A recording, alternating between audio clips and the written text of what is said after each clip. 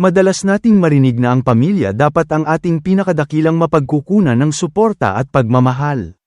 Gayunpaman, ang realidad ay maaaring maging kabaligtaran, kung saan ang mga miyembro ng pamilya ang nagdudulot ng pinakamalalim na sugat.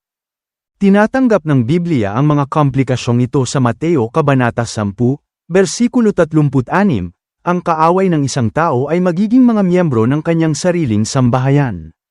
Ibig sabihin ng bersikulong ito na minsan, maging ang mga tao sa iyong sariling pamilya ay maaaring hindi sumang-ayon sa iyo o magdulot ng problema. Ipinapaalala nito sa atin na harapin ang mga hindi pagkakaunawaan sa pamilya ng may pangunawa at kabaitan. Yakapin ang nakakagulat na mga katotohanan ng buhay. Mag-subscribe sa Banal na Mga Kontradiksyon at tuklasin ang isang bagong perspektibo sa bawat episode na magdaragdag ng mapanlikhang twist sa iyong araw.